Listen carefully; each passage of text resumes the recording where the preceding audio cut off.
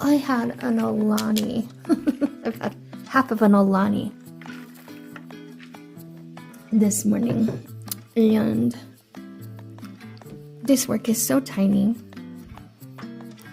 that this ain't it. You know what I mean? Like, my hands are shaking too much. So rather than tough it out on these tiny things and possibly not loving the outcome. I don't love this right here already, and I did that last night. So instead of trying to push through the shakiness here, I'm going to give this a break, and I'm going to maybe finish a colored pencil piece. Here. So I think I'm going to work on this instead of this for a minute. This piece is so important to me, and it's so large that I don't want to mess it up, you know? Not to mention how much time and effort it was to get this black background done. I saw a video, a botanical art talk, where one of the artists, if I find the name, I will add it here, but one of the art talks was done by an artist who said that she got her black background by using frisket film and cutting basically a stencil out from that, a film, cover the main part of the painting, and then she put watercolor through an airbrush. And so after basically having to buy a new airbrush, and because mine I've had for years and haven't used it for at least 2 years. The compressor was fine, the airbrush was not. So I found a cheap little airbrush at like Harbor Freight, and then I got it home and realized that the hose was not compatible with my compressor. So it's back into town, back to Harbor Freight to find the correct hose. Why things aren't universal, I don't know. That must be a man thing, because women would make things universal. Like every screw and everything for every different, you know, utility, everything for that thing would be a universal size if women ran the world, okay? That's all I'm saying.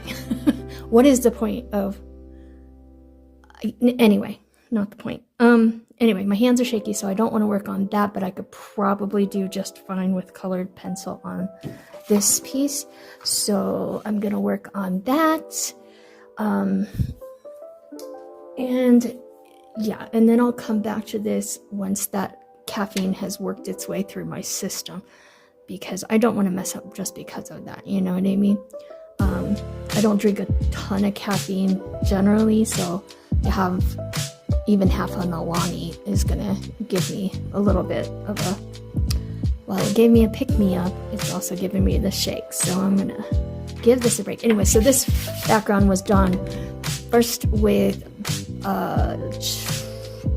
black, what was it, Magello, Mission Gold, they're black, ebony, I think. That was the first pass that I made with the airbrush, and it worked out pretty well. There was a couple places where, you know, it kind of flipped up on me. I was doing it outside as well, where there was a bit of wind, so I think in the future I will find a frisket film that has a little bit more of a tack to it. This is a low tack one, but I think I can work with this. And then also, the second pass, it was very kind of gray, because this is Arch's cotton cold pressed watercolor paper. This is 140 pound. It soaked in so much of that, especially that because it was being atomized through an airbrush. It soaked in so much of it that it was kind of gray, you know. So what I did was I mixed up a batch of Holbein jet black acrylic gouache, and I shot that through the airbrush, and that gave me this very nice dark black background, which I really love. and I'm sure I'll get better at it over time, but this is the first time I tried it. It's a big piece, and I'm hoping it comes out really well with these really nice orchids here. So yeah, I'm gonna give that a break. I'm gonna work on my colored pencil, and I'll come back.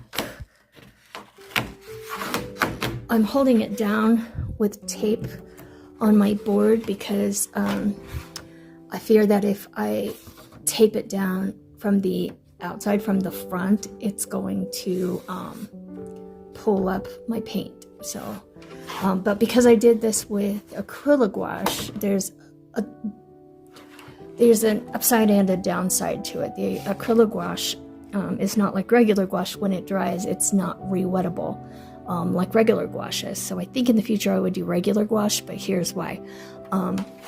Because it's acrylic gouache and it's not rewettable, I can't just go in and remove that overspray. Hopefully you can see what I'm talking about there. So where it's like fuzzy here, it should be like nice and crisp like this. So I can't go in and remove that I know of because it has that acrylic mixture.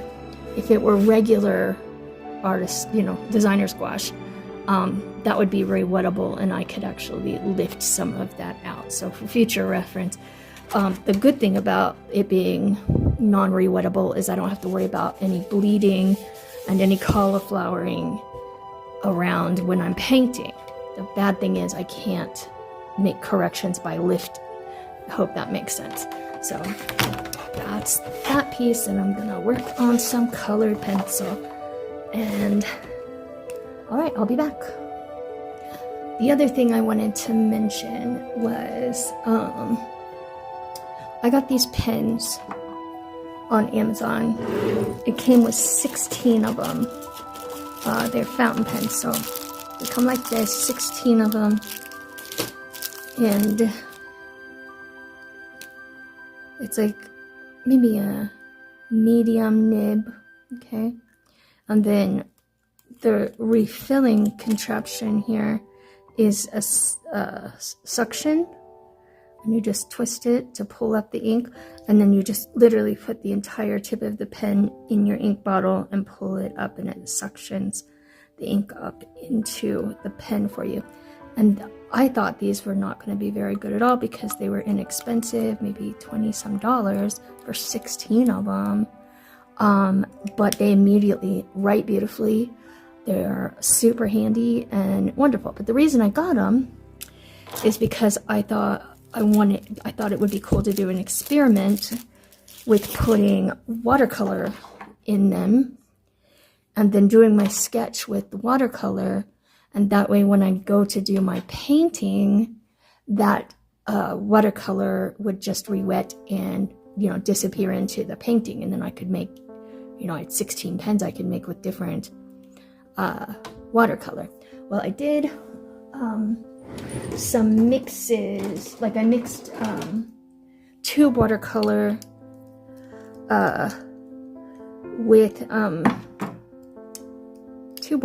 with water and made a solution. And so like this one is Hooker's Green from Winsor & Newton. And it would mark, let me get a paper to show you an example here.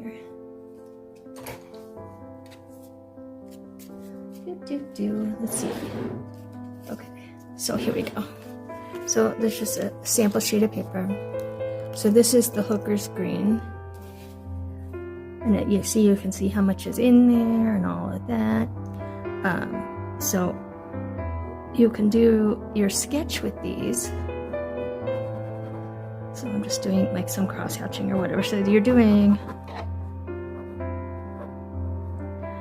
So what I've discovered with my Hooker's Green is I mixed not enough pigment, too much water. So it's, it doesn't mark very darkly at first, but if you like it light like that, you can do that.